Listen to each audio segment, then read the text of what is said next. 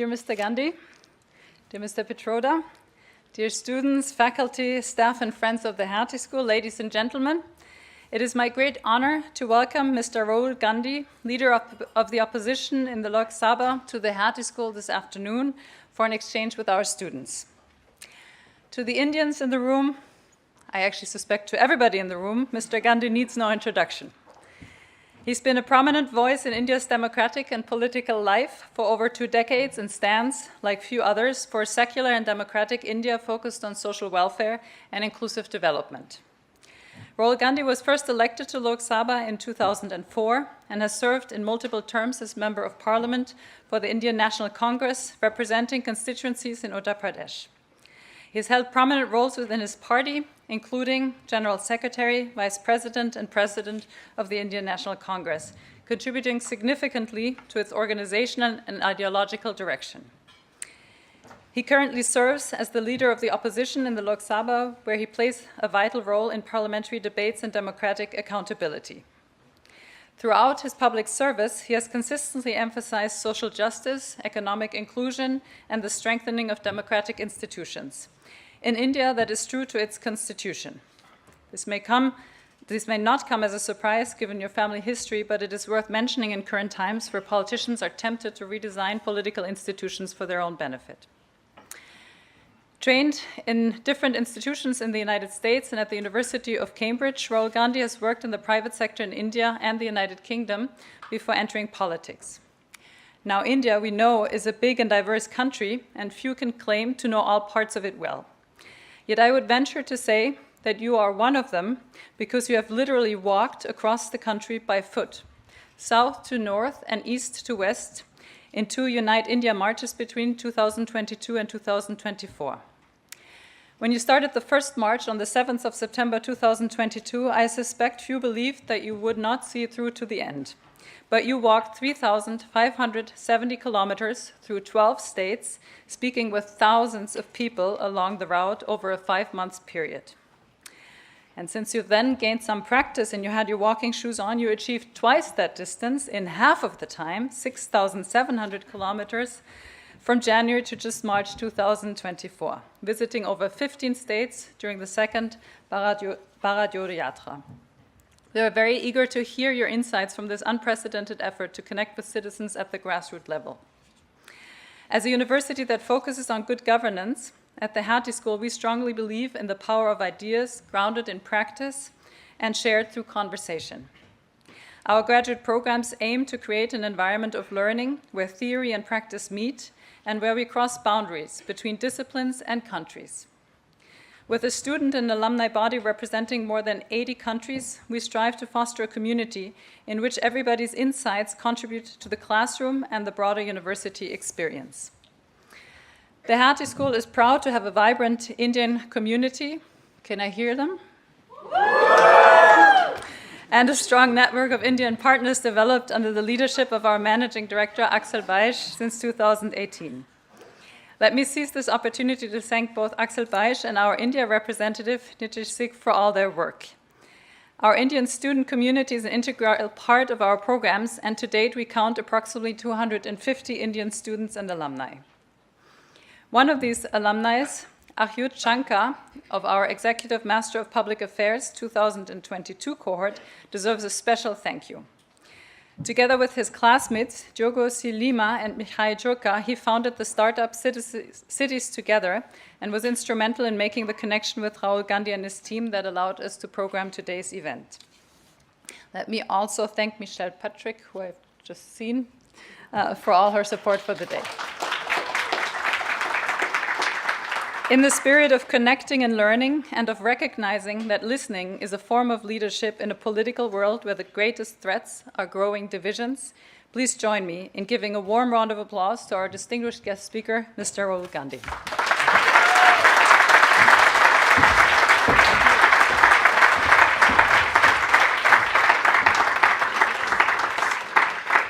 Dr. Cornelia Wall, Dr. Axel Baish, and students and faculty, thank you for having me here. It's an honor to come here and talk to you. I'm going to speak for about 5-7 minutes just to lay the foundations, and then we'll carry on with question and answers. I think we're in the middle of a transition, a social, economic, political transition that is taking place. At least in India, we benefited greatly from the hegemony of the United States. From the 1990s till about 2010, 2014, we had tremendous advantages because America was the lone superpower. We built a relationship with them, we built a partnership with them. And whether it's Europe or it was us, we lived in a unipolar world where, sure, America had its shortcomings, America made its mistakes, but America defined the rules, America defined the structure. And for the first time, that hegemony is being challenged. And it's being challenged effectively. So what we are seeing is a dramatic reduction in American power. And the challenge that is coming to American power is coming across the spectrum. It is coming militarily. You can see it in Ukraine. You can see it in the Middle East. It's coming economically, financially. There is a challenge being posed on the US dollar, the financial system. And it's pretty clear that the challenges are not to be wished away. At the same time, the United States is struggling internally and almost walking away from its earlier position. And that is really where we're sitting right now. Superpowers are built on energy transitions. Okay, so when you change the way you move, when you change the energy system that you use, that's when superpowers arise. So if you look at the British, they were essentially a coal and a steam engine superpower. There was a transition to petrol and the internal combustion engine. The Americans dominated that. And now we are transitioning to the electric motor, to the battery, and the Chinese are trying to dominate that. In fact, they are dominating that. And it was very interesting for me to see. I went to the BMW factory yesterday, and I could see that. I could see that BMW as a company was being torn by these two different types of mobility.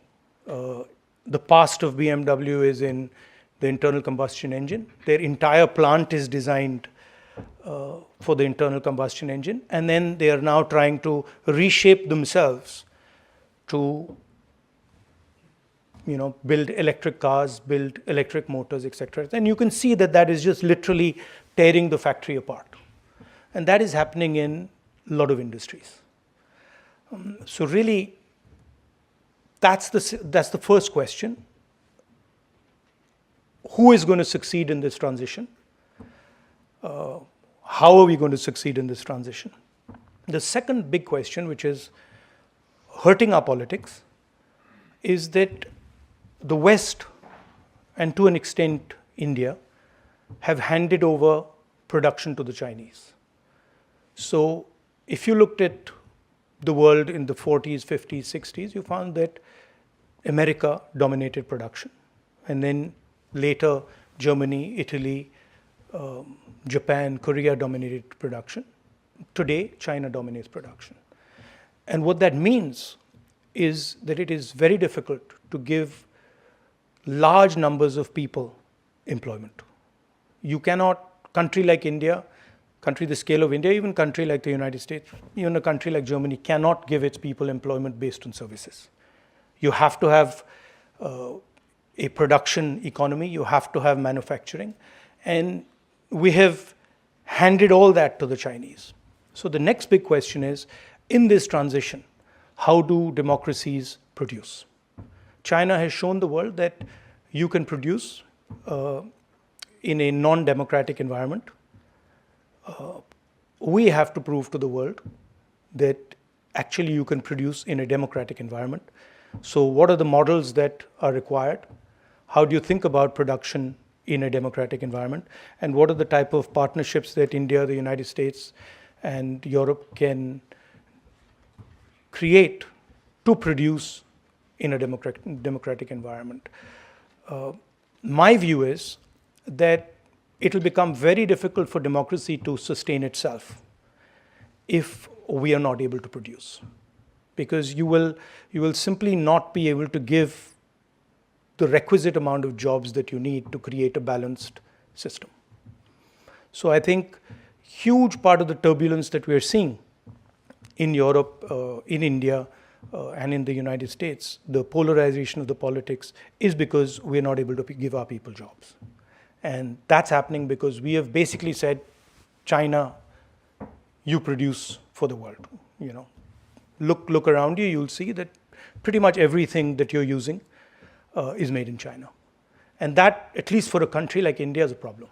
We have the capability to produce, we have the population to produce, we have the cost structure to produce, but we've just not done it. And so that's really for us the challenge. And for me, any partnership that we build with the United States or we build with Europe has to include the idea of production in a democratic environment. So I'll stop there. I look forward to hearing your questions. Thank you.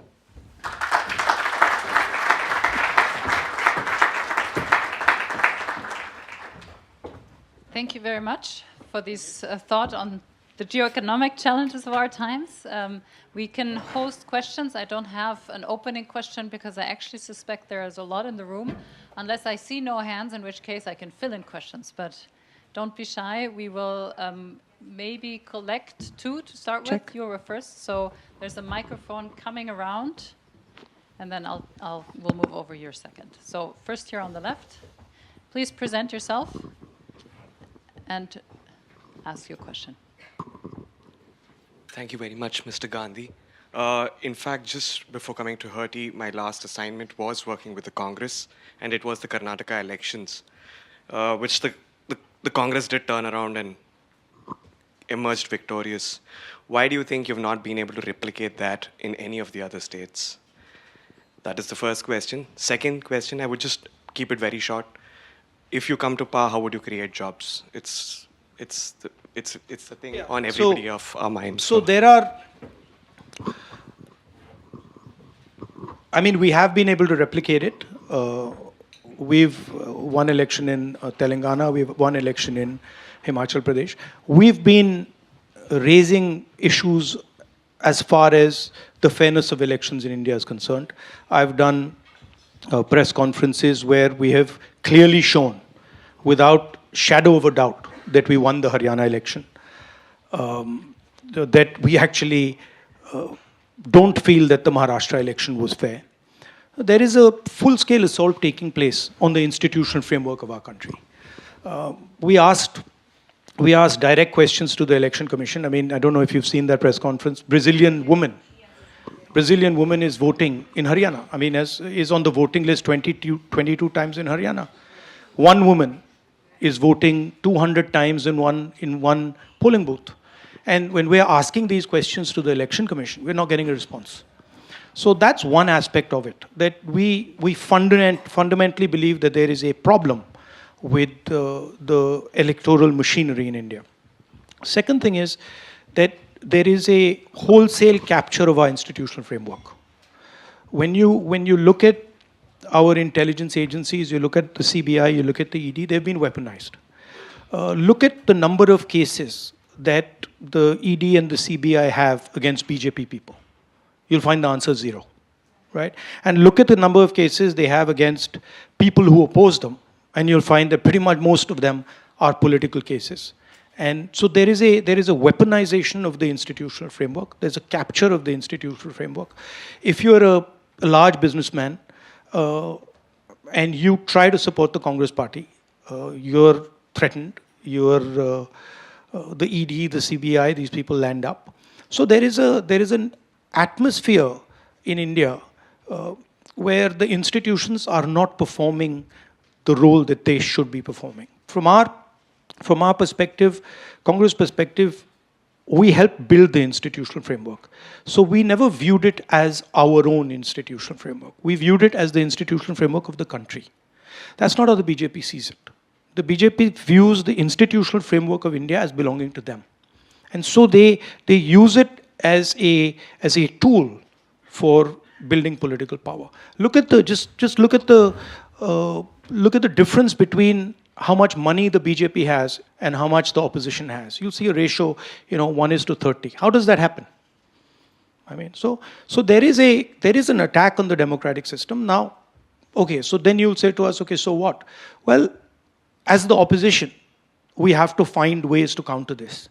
It's not good enough for us to say, there's a problem in the elections. We will deal with it. And we will create a method, a system of opposition resistance that will succeed, right? But we're not fighting the BJP. You have to understand that. We're fighting their capture of the Indian institutional structure, right? And this is not just me speaking. I mean, I travel around the country. This is what everybody says to me, right? The press conference that we did, it was actually information that we got from the ground from people saying, listen, look, this is what has happened, right? So that's where it comes, that as far as the elections are concerned. On the question of jobs, there is only one way that you can produce jobs at scale for a country like India, and that is manufacturing, right? And what we've done in India and what the BJP has done, they've completely disincentivized manufacturing. When they concentrate power into the hands of, 3 or 4 oligarchs, the Ambanis and Adanis of the world, these are not guys who are interested in manufacturing. If you look at what they do, they're trading companies, they're not producing companies, right? And essentially, most of them are selling Chinese product in India. So what we would do is we would look at, in fact, some of the stuff that we are seeing in Germany, we would look at how to build up small and medium industry. We would look at how to create jobs in agriculture and jobs in the connection between agriculture and the rest of the economy, cold chain, food processing. And then we would look seriously at manufacturing. And we would realign our GST, for example, which today is completely anti-producer and pro-consumer. We would try and realign some of those structures. You take something like demonetization, right? Demonetization systematically destroyed our small and medium industry, just wiped them out.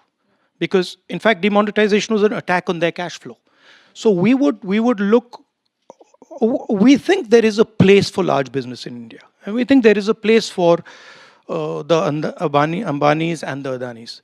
But we don't think that they should be the only players there, right? We think that there are many other players at all different levels, and those players should be supported. They should be supported financially, they should be supported technologically, they should be supported by governments. And it's not something that hasn't been done before. India has been successful in manufacturing. In fact, when we were in power, manufacturing was approximately 16.5%, 17% of GDP. It's today 12%. So we've had a decline in the last 10 years in our manufacturing ability. So that's what we do. Let me get the mic back to the front row, and let's try to see if we can group. So one question per person, but do present yourself. Yeah, thank you. It's on? Yes. Okay. Firstly, Mr. Gandhi, I'd like to thank you for having risen from the ashes. Yours is absolutely no small feat of resurgence. I'd also like to thank you and the Indian National Congress for being the only thing standing between India and a full-blown collapse into a totalitarian regime and an Orwellian reality. In the existing political miasma of disinformation and lies, and every institution once held sacrosanct absolutely jeopardized and plundered, you've chosen to bring a certain truth and a certain basic humane dignity into the fight, into the war, actually. Where does this resilience actually come from? How do you keep walking? How do you keep coming back to this big, incredible idea of India that some of us think has been irredeemably lost?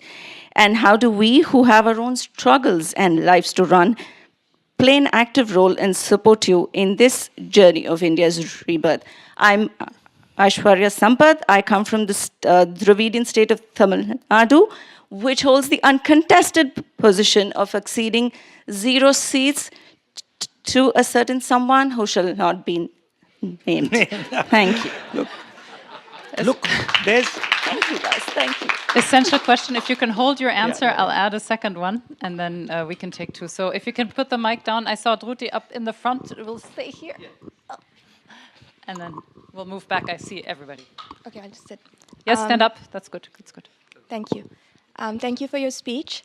And I'm also going to echo something that my other colleagues have shared. In your speech, you mentioned that democracies, that you want to show that democracies can, produce as much as China is right now. But when your democracy itself is under threat, what do you plan to do?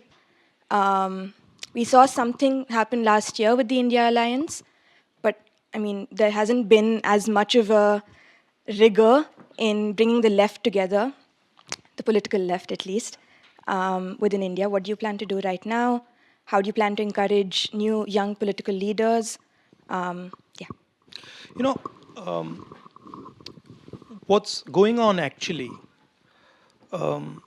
is a fight between 2 visions of India.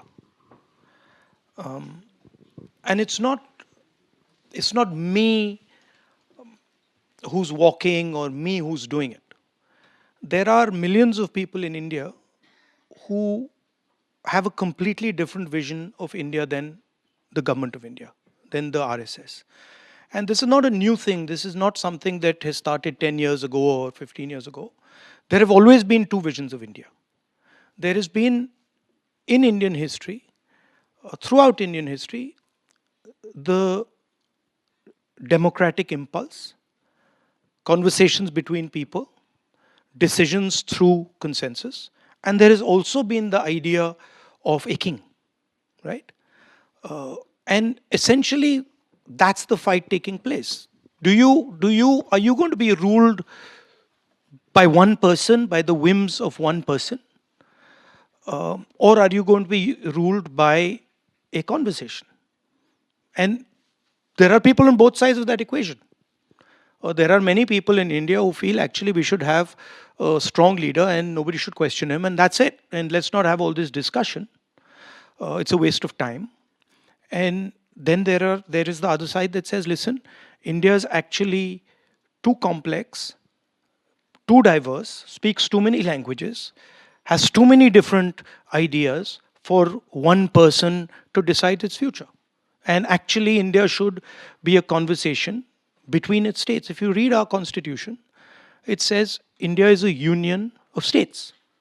Now, she's saying that she's Dravidian, she's Tamil. This is a particular vision of the world. It is a different vision than, say, the vision of the people in Uttar Pradesh. She speaks Tamil, her history is Tamil, her entire thought system is fundamentally different than, say, the people of Uttar Pradesh or the people of Bihar or the people of Nagaland. So what we are saying is she should have a voice. And we are saying that, in fact, as many different cultures, different ideas should have a voice. And we have shown since 1947 that we can actually do it. That we can actually have a conversation. It's messy. It's not, it doesn't look neat. It's messy. It sort of creates tension sometimes. People get irritated sometimes. But we've been pretty successful at doing it. Now there's a new model which says, actually, we don't want to have this conversation. We're going to decide everything. And we know better than what the people of India know. And that's where I have a problem. Because for me, uh, India is its people, and there is nobody who knows better for what India needs than the people of India. You know, on the India alliance thing, see, you tend to see the alliance uh, building up when an election comes. Look at it slightly differently. All the parties of the India alliance do not agree with the basic ideology of the RSS. That's the point, right? And you can ask any of them. None of them will tell you that actually we believe in the ideological position of the RSS. So we are very much united on that question. But we have tactical contests that take place, and we will continue to have them. But you will see that when it comes to the opposition requiring unity, and you see it every day in Parliament, for example, we are very united, and we will contest the BJP on laws that we disagree with. It's a deeper battle now than simply elections. Now we are fighting a battle for an alternate vision of India. This is what the BJP is proposing, is essentially the elimination of the constitution, elimination of the idea of equality between states, elimination of the idea of equality between languages and religions, elimination of the idea of the central core of the constitution, which is that every individual should have the same value. So when for example, we see a BJP leader voting in Uttar Pradesh and then voting again in the Haryana election, what the BJP is saying is this guy is worth two people. Or when you have one woman who votes 200 times in a polling booth in Haryana, what the BJP is saying is this woman has 200 times the value of a normal Indian. That's our problem, right? So even when I talk about the attack on the voting system, the reason they're attacking the voting system is they fundamentally don't believe that every Indian is equal. In their mind, and I've spoken to them, I know them, I talk to them. In their mind, there is no way a Dalit person is the same as an upper caste person. They can't even compute that, right? And that's to me the real revolution in India in 1947. That we said that actually every language, every religion, every idea in India is equal. And if you think about it, without, dissing the Europeans,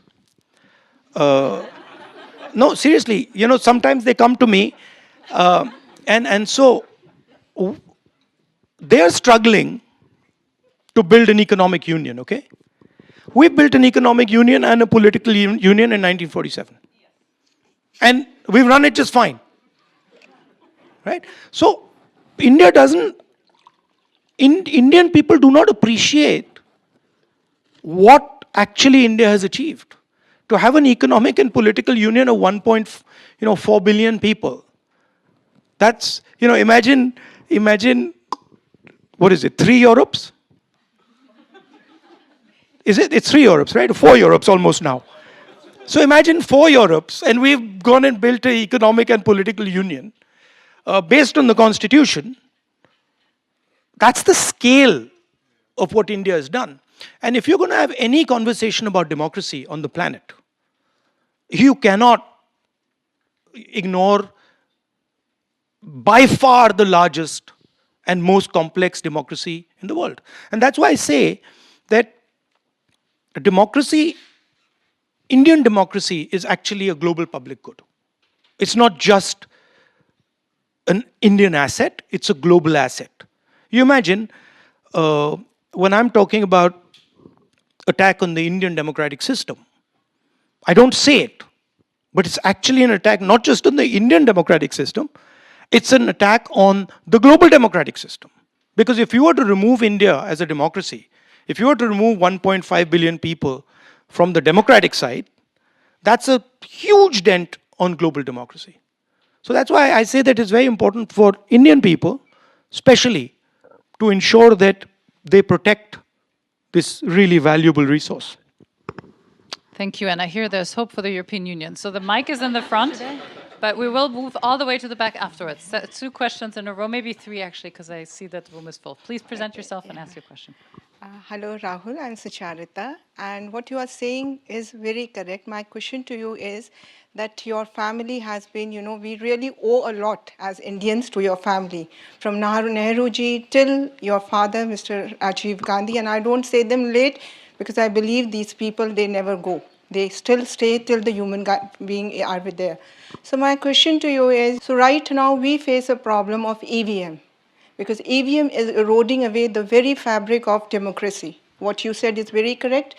People are scared to vote because they know that they will not be getting what they are voting. So as a leader and a very good human being, will you be able to completely scrap this EVM and we go back to paper wallet? Well, I've been saying it. I think most opposition people would agree with you.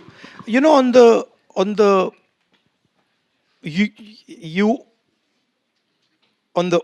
you owe my family. No, I don't see it like that. See, I think we just represent the voice of people. You know, whether it's my great grandfather or my grandmother, they just represented the voice of people, and because they represented the voice of people, they got love and affection from people, and they were able to do what they did. So actually, if anything is to be owed, it is to be owed to the people of India, not the other way around. Yeah, that's true, I mean, that's fine. That's true. But look, we cannot. There is a number of people in India who support Mr. Modi, and we cannot get away from that fact. But we do not. A lot of us do not agree with his ideology. We do not agree with the vision of India that he has. We think that the vision will fail.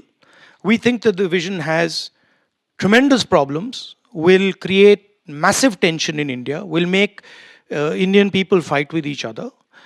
So we will fight it, right?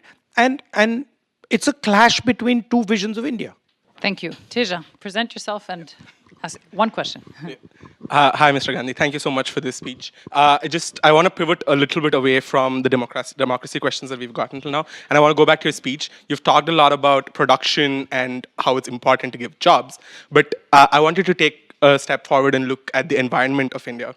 And the complex of environmental governance we've seen from the Modi government, from the Nicobar to the Aravallis recently, and with the intense amounts of air quality pollution in New Delhi, what you're saying adds a humongous amount to the air pollution and to the pollution, to the environmental production of India. And it's going to only make it worse. So I wanted to place your plans within the environmental capacities of India and what we can do. And also, I want you to contextualize your plans within Congress's current governance structure and what your plans are given India's environmental output.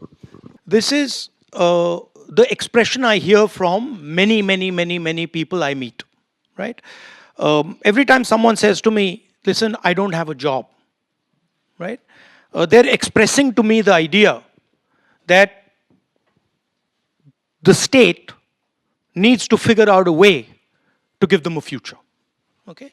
There is no contradiction between producing and pollution. Fundamentally depends on the type of fuel you use, on the type of energy you use, and your strategy on how you are going to fuel that production. Right? Also, there are all different types of production. There is agricultural production, there is handicrafts, there's a huge set of different types of activities that you can do and you can choose to do. You can choose to do those which are very, very polluting. You can choose to do those which are not that polluting. If you look at our pollution problem in our cities, right? A lot of these problems can actually be solved with correct government intervention. There's essentially Delhi is being polluted because of industry that is sitting right outside Delhi. You start to regulate that industry, you start to transform the way they work, you'll start improving the pollution in Delhi. Thank you. Let's move to the left side of the room and stay somewhere in the back and then maybe move back to the front. By the way, just as an aside, Germany produces, right? There's a lot of production taking place in Germany, but the air looks pretty clean to me. So, right? So this is the idea that if you produce, you have to, have pollution there. Yes, to an extent it's true, but there are many things that you can do to ensure that you're producing and damaging the environment less.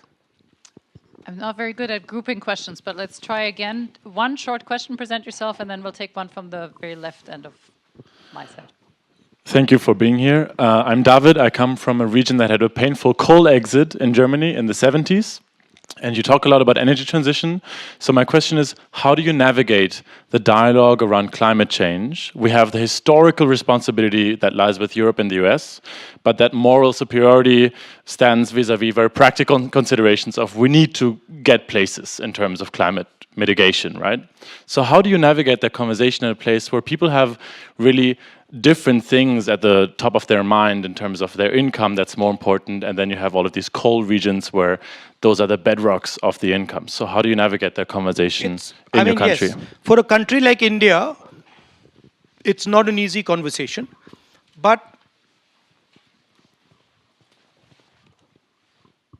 the difference between a country like Germany and India is that there's a huge amount of infrastructure that we are going to be building in the future. And you have already built most of your infrastructure, right? So we can view green energy as a strategic advantage. We can think about green energy as building a strategic advantage for us.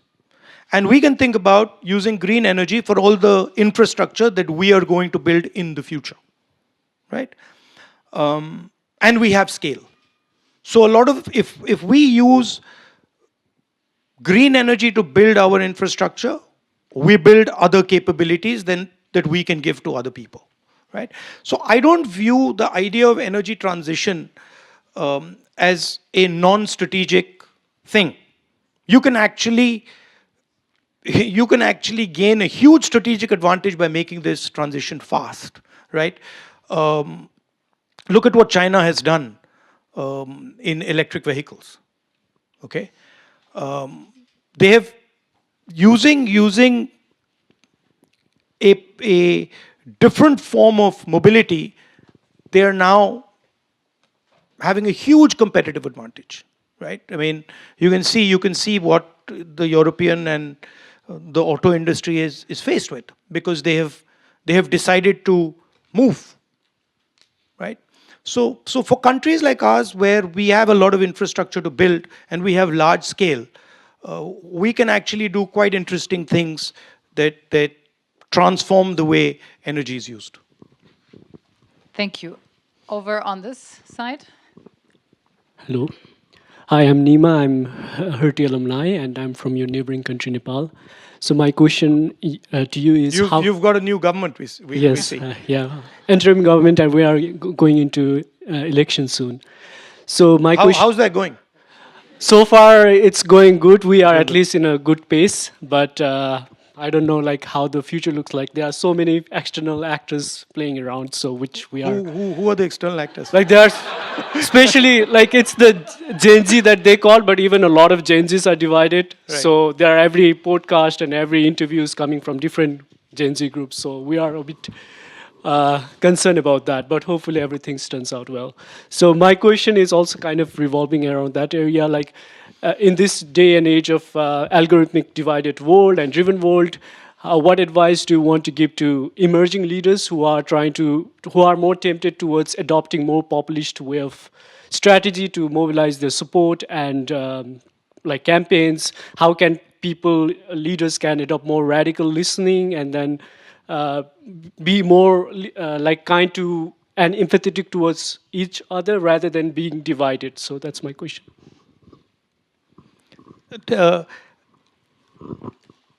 What's your time frame? Yeah, what's your time? Like, what time frame are you thinking about? Like, are you thinking about a 3-year time frame? Or are you thinking about a 6-year time frame? Or are you thinking about a 20-year time frame? Because the answer would be different. I would say long term. Long term. Then, if you're not in a hurry, this is a problem. When a lot of guys come like this, and they don't actually understand, not you, but they don't actually understand what it takes to do politics. Okay? It's not a fun thing. It really isn't a fun thing. Okay? So, the short-term guys will come in and say, I want to do this. They'll identify a problem. Maybe they'll say, I want to be a member of parliament. And then they will go in and they will work on becoming a member of parliament. Right? So that's what I mean when I say short term. Now, that's a totally different idea. And you can do that. And a lot of people do that. Right? That's somehow for me that wasn't interesting. So then there's another system. And the other system is you go into yourself and you say, okay, what is the thing that I will defend? No matter what happens. The one thing or the two things that I will defend. And then you defend those things, whatever it is. Now, what happens in that system is it looks like you're going nowhere for a long time. And people will say, this guy's crazy, normally. But after some time, you start to get traction. So it's like, you know how compounding works? You know how compounding works? It's like that. So when you start compounding, you can't really see anything. And then you're like, this doesn't work, this doesn't work, this doesn't work. And then suddenly, the thing starts to move. So, I had a thing in my mind when I was your age, which was that, can you actually do politics by being truthful? Like, everybody told me you can't. Everybody says, listen, if you're truthful, forget it. And then I realized it's actually the people who are doing the short-term game who are thinking that. Because if you're playing the 5-year game or the 6-year game, then yes. If you're truthful to somebody and, he's going to decide whether you're MP or not, you're not becoming MP, right? But if you're thinking longer term, then the truthful stuff becomes gold. Then it really starts to work. So there are these two types of politicians. One who compounds trust. And it's quite fascinating what starts to happen when you do it seriously. It's actually mind-blowing. Right? It takes a long time, And people think you're crazy. People really think this guy is nuts. But after some time, the thing starts to work. Like I'll go to restaurants and people I don't know will say to me, we love you. Just like that, right? And I discovered this. I'm still answering your question, by the way. And I discovered this, which is that I used to start the thing as a politician, or maybe when you're doing public policy, you enter the room and you say, I know what has to be done. Right? And actually, that's completely the wrong thing.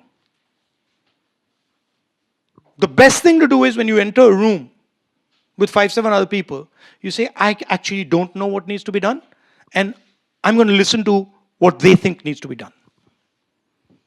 And so you move from this thing of talking to yourself and building a little theory of the world in your mind and then trying to run it, to suddenly going quiet and listening to what is this guy now going to say. And then suddenly you start to see that, wow, I had no idea the level of understanding this farmer has. No idea. I mean, like now, I go to a farmer, I just shut up. I don't even talk. Because he's a master of his trade. And anything I tell him about what he does is actually meaningless. So to me, it becomes, once you say, okay, listen, I'm going to go down the trust route, then the next automatic step has to be, I'm going to go down the listening route. Because if I'm going to build trust with Sam and I don't listen to him, that's not happening. So that, to me, if you're serious about politics, that's where the real players are playing. If you're not serious, then do the 5-year thing, 7-year thing, 10-year thing. Maybe you'll succeed, maybe you'll burn out, but you won't enjoy yourself. Okay. Hi, Rahulji. My name is Gayatri Shezwar, and I come from the state of Maharashtra, which has a rich history of resistance and currently a lot of anger with the way the state politics has been butchered. But since we are talking about learning to listen in a noisy world, in this time of total ideological and institutional capture by the ruling government, are we already beyond the point of no return when it comes to listening in the context of democracy and democratic processes? And as my friend Aishwarya put it very well, a lot of us who do not recognize the country that we grew up in anymore, we feel like you're kind of the only thing that's standing in between, like that democracy that we knew and this really dystopian reality. So, well, no pressure. But my point is, everything seems like noise. Where is the hope? No. See, in the beginning I said, look, we had a model that worked for us from 1990 to, I'd say, 2012, 13. What Prime Minister Modi and the BJP and the RSS have done is they've extended that model. So if you look at what they are doing, they have essentially taken the economic ideas of Manmohan Singh and taken them right to the extreme, right? Where we wouldn't take them and we wouldn't allow them to go. But what one has to realize is that the model has collapsed. And the entire conversation that is taking place now, including this conversation, is about what does the next model of Indian growth look like? What does that basic architecture look like? I can tell you already that what Mr. Modi is trying to do economically reached the end of its possibilities about 4 to 5 years ago. It's jammed. It cannot go further.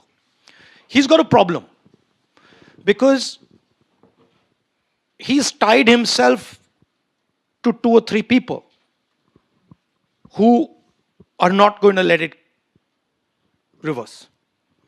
Right? So even if he decides now that he wants to build a different type of model, he can't do it. He's stuck. Because he's invested too much in the Adanis and the Ambanis of this world. They know,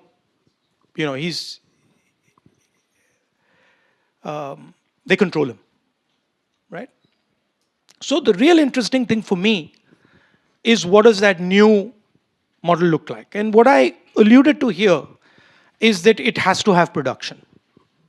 Right? It has to have a production that occurs in a democratic environment. What he alluded, which broadly I agree with, is it has to have a vision for the environment. It has to have a vision for the weaker sections of society, but the more marginalized sections of society. But it has to create prosperity. It cannot just create prosperity for 10 businessmen or 50 businessmen or 100 businessmen. It won't work. Right? So, all the angst you're feeling is actually the collapse of a model. And the hope is, and in fact you people are going to help build it, the hope is, okay, so this is not working, what is the next idea? And by the way, don't think India hasn't gone through this. India has gone through this in a much bigger way before. Right? If you imagine what we did in 1947, it was a much bigger transition than is taking place today. I'm not, devoid of hope. I'm actually quite excited about what this thing looks like 5 years, 10 years into the future. And I'm interested in understanding what the different stakeholders feel about it. Right? So I'm interested in understanding what students feel about where our education system should go. So you shouldn't, and you come from the state. From the state where the core of the resistance to the RSS idea comes. So you are right there, You're where the battlefield is. So the mic is over here. We'll take one more and then two questions in the middle, because we also have to watch time. Go ahead. May I use my mic runner privileges to plug in a question of my own, if that's okay? Hello, Mr. Gandhi. Thank you for being here today. My name is Michelle. I'm an MPP student. A lot of us here have worked in the policy environment in India. And it's very frustrating when good research, policy analysis, strategies are in the system, but they're put on the back burner because they're not about issues that are electoral agenda issues, but still very important. Press freedom, women's representation in politics, LGBTQ rights, climate is one of them. So as future policymakers and as citizens, my question is, do we just have to make peace with the fact that these issues will forever be back burner issues, and perhaps if there is space in the agenda, they might feature? No, you'd be surprised at the amount of room that exists in our system for non-central issues. But you have to know how to drive them, right? So, for example, there are many such issues that can be driven very easily through Parliament if you get the right set of people interested in the issue, right? You can't ignore the democratic process. So you can't say that, listen, peripheral issues are going to be the center. They never. But you can be sensitive to peripheral issues, and you can have a mindset where you say, okay, this is not a central issue, but we'll make it important. For example, in an issue that comes to mind is the tiger. Non-central issue, right? But became a very important issue because of how you framed it, right? So framing is very important, right? How you think about putting it across, how you think about framing it, how you're positioning the issue, that is what allows peripheral issues to become central. Hi, my name is Ace Chowdhury. My dad is an immigrant from India. My mom's parents are Pakistani, and she was born and raised in Bangladesh and also immigrated to the States. My question for you is maybe changing the tone a little bit, but my question is, India has a growing defense dependence on Israel, as they are the largest importer of Israeli weapons. Nearly 40% of Israeli surveillance technologies and arms are bought by India. I know you're saying superpowers are dwindling militarily, societally, and economically. How do you view the future risks of deepening this relationship with Israel while India seeks to position itself with autonomy as an independent global power? No, we buy weapons. Thank you. We buy weapons from a number of people. Yes, we buy weapons from Israel. We buy weapons from the Russians. We buy weapons from the Americans. We buy them from the French. And in a complex environment, we have to defend ourselves. We are trying to become self-sufficient in that space. There's a long distance to go, but we can't get away from the fact that we need to buy weapons from the best possible supplier, right? We're not going to buy second-rate weapons. We're going to buy the best weapons that we need. But on the matter of Israel, I think what Hamas did was absolutely wrong. But I think what Israel has done to the people of Gaza is absolutely wrong as well. And I think the bombing of women and children simply should not happen. So I think that is something that I feel strongly about. And I think responsible people should think about that, should think about what has happened. You know. Two final questions. Michelle has the mic. You have the mic, and then one bit more to the front. Somebody else has to grab it. If we can group them, if you hold your answer to the question, we have a little bit more time. So go ahead, please. Present yourself. Thank you. Maximilian von La. I'm the co-founder of the Indo-German Young Leaders Forum, an NGO we founded 10 years ago to bring India and Germany more closely together. Basically, a very long-run initiative. So I connected closely to what you said. If you want proper results, they will be 10, 20, 30 years down the line. So my question for you is not political, but really targeting the leaders that we're all achieving or trying to be at some point. So is there, with all the experience you had in meeting leaders around the globe, is there any advice that you could give German young leaders learning from India or from Indian leadership experiences and the other way around? Thank you. The visual representation of a leader. If I ask you, can you visually, imagine a leader with people? What you see is a guy walking in front and a whole bunch of people walking behind, right? Right? My visual representation is walking behind them. So I really liked a Taoist quote I read once, which I don't remember the exact quote, but basically it says that nobody hears or sees the work of a leader. And once it's done, they think they did it themselves. Right? So to me, a leader's much more about connection, about empathy, about listening, than about getting people to follow you. The following happens as a result of the listening and the empathy. And the following is almost a byproduct.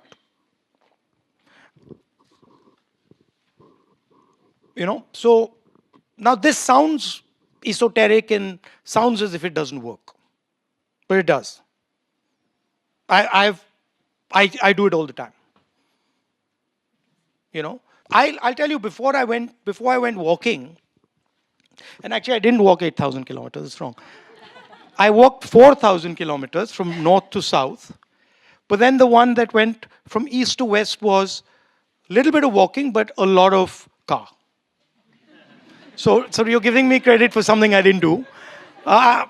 So I walked 4,000 from the southernmost tip to the northernmost tip. And I realized two things in that walk. The first one was that as a politician, I didn't even know how to listen to people. Like I didn't even begin to understand what it means to listen to people. Because I was always ready to, you're a politician, you want to tell people what you think. You already assume that I know better and I'm going to tell you what to think. This is the model. It's a model of all modern politicians.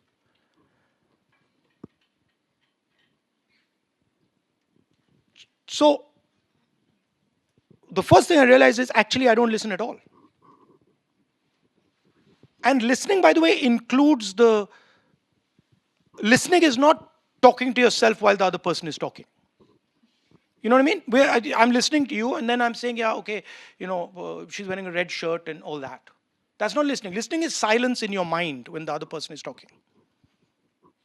That you're looking and you're silent and there's nothing going on. And you're looking at what they're saying, you're looking at the way they're expressing themselves, you're looking at the tightness in their body, you're looking at that. So you're trying to make as deep a connection with the person as you possibly can. And you're giving them the stage, fully. And you're not trying to bounce around on the stage next to them. So that's the first thing. The second thing which completely blew my mind was we were walking on the yatra. And I saw this guy trying to come in. There was a huge crowd there. We used to walk in the morning, and there was a huge crowd, and this guy was trying to come in. And the cops were stopping him. So they stopped him. First, he tried to come in, they stopped him, they hit him. And I looked and I was like, oh, I told the guy who was walking with me, like, he's trying to talk to us, go and try and get him inside, because it was a big crowd. Anyway, by the time he arrived there, the guy had gone. And then again, a few hours later, I saw him on this side, same thing, and he had gone. And this happened a couple of times, and then at the end I said, listen, the moment you see that guy, please bring him here. I told my office guy. So the moment he saw him, he brought him, and when he brought him, that guy broke free of my office guy and came running. And then he started going like this to me. So I said, what? So he said, I know what you're doing. So I said, what am I doing? He says, no, I know what you're doing. So I said, what am I doing? And then he said in Hindi, नफरत के बाजार में मोहब्बत की दुकान खोल रहे हो. Now, do you understand what I just said? No. What he said is that in a supermarket of hatred, you're opening a shop of love. And that thing, I went and gave a speech after that. And I said, I said that line.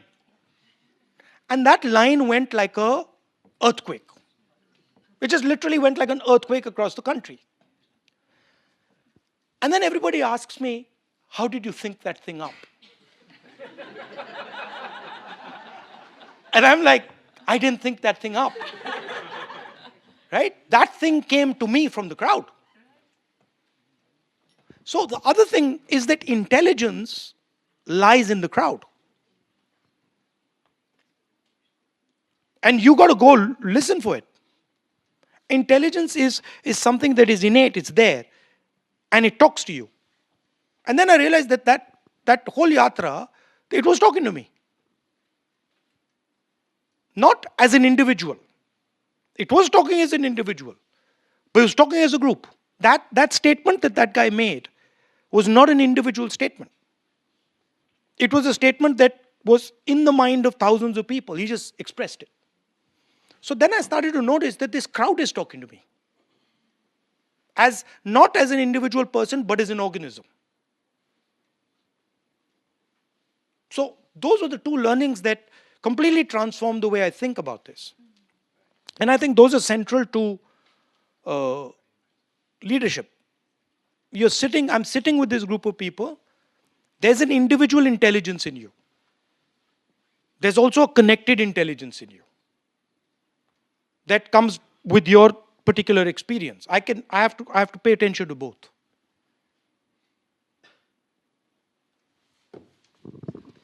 So thank you for all these answers. I saw Mujahid Sheikh had his hand up, and I would love to give you a lightning round question if it's very short and it can be answered with one sentence. If not, I'll have you walk up. But if you can, go ahead with the very final question. I'm going to be very quick. So thank you very much. I think we're all very impressed, and thank you for showing up today and giving us the opportunity to listen to you.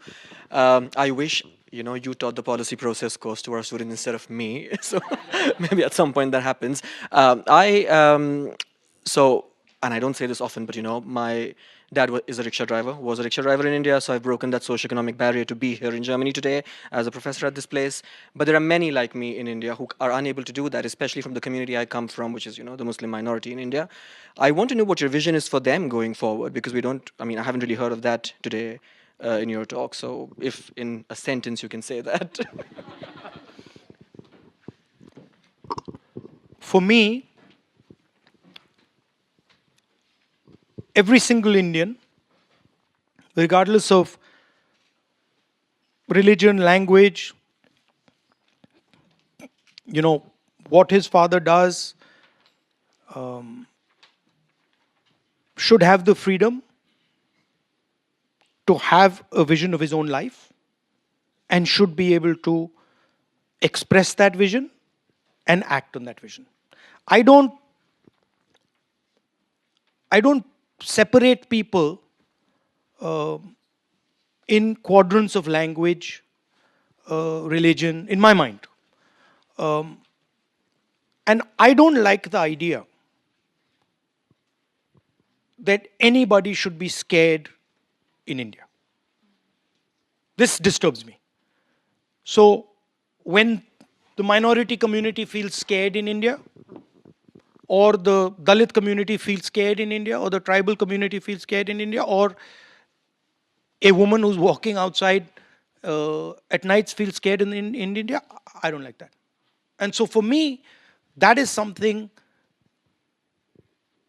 that needs to be worked on. And that is something, to me, that is a vision of India where there is harmony and everybody can express themselves. You have a particular religious predisposition, somebody else has another one, there's no conflict between them, right? If you go to the root of all religions, you'll find they're saying very similar things, right? So to me, I value harmony, I value connection, I value respect, and I think an India that gives its people, all its people, respect, connection, is the India that I would look forward to, Now that's a closing word if I've ever heard one. So thank you very much, Mr. Gandhi.